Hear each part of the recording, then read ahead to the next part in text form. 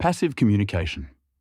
Passive communication is a style where someone avoids directly saying what they think or want, often showing it through hesitant speech or uneasy body language. Many people with social anxiety use this style because they fear conflict, judgment, or being seen as difficult. Instead of speaking up, they may drop hints, like saying, "I wish someone would take out the trash," instead of asking directly. Or stay quiet when their needs aren't met, such as agreeing to eat somewhere with no options they like. Passive communicators may also speak very softly, apologize before sharing opinions, or have withdrawn body language, like slumping their posture. The problem with this style is that it prevents people from protecting their rights and expressing their needs. Over time, this can leave them feeling anxious, resentful, or hopeless. For those with social anxiety, unspoken frustrations often build up until they eventually come out in an explosive way, which damages relationships and causes guilt. This guilt then pushes the person to become even more passive, creating a painful cycle that can make both communication and anxiety worse. Aggressive communication.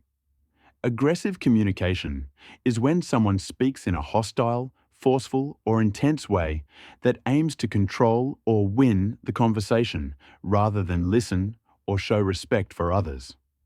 It often involves yelling, sarcasm, criticism, or intimidating body language like pointing or standing too close, as well as verbal attacks such as insults, threats, name-calling, belittling, blaming, or demanding statements like, "This is all your fault," or "It's my way or the highway."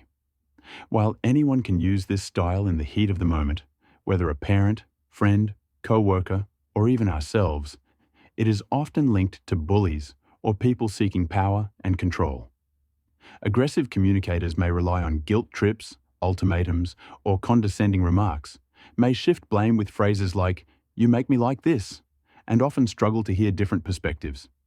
Their behavior can come from anger, fear, or insecurity, sometimes rooted in past experiences of not being valued or heard. Though it can get short-term results because others may give in to avoid conflict, aggressive communication damages trust, creates stress and distance, and prevents real understanding or problem-solving. Passive-aggressive communication. Passive-aggressive communication happens when someone avoids direct confrontation but still expresses anger or resistance in indirect ways.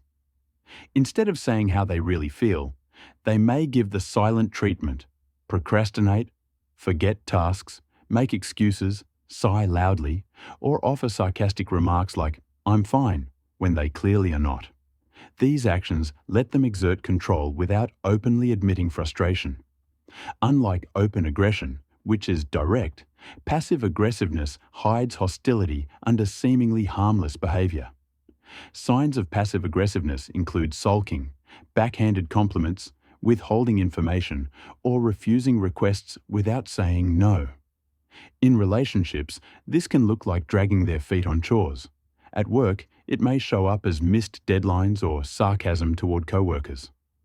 Over time, this creates confusion, resentment, and broken trust, since the real issues are never addressed. Passive-aggressive tendencies can come from upbringing, where emotions weren't openly expressed, discomfort with confrontation, situational pressures, or even mental health struggles like depression. Assertive communication. Assertive communication means expressing your feelings, needs, and opinions clearly and directly while still being respectful of others. Unlike aggressive communication, which dominates, or passive communication, which avoids, assertiveness is the healthy middle ground.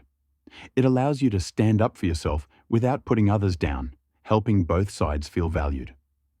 Assertive communicators show confidence through good eye contact, steady posture, and calm, honest language. They state facts without exaggeration, avoid judgment, and use respectful words that acknowledge other people's perspectives. A key tool is the use of I statements, such as, "When you arrive late, I feel frustrated," which shift the focus away from blame and towards sharing how you feel. The benefits of assertive communication are far-reaching. It can improve self-esteem, reduce stress, protect boundaries, and build trust in relationships. At work or school, Being assertive makes it easier to collaborate and prevent misunderstandings, while in personal relationships, it strengthens closeness by addressing problems openly. Though some people may confuse assertiveness with aggressiveness, true assertiveness balances honesty with respect and compromise.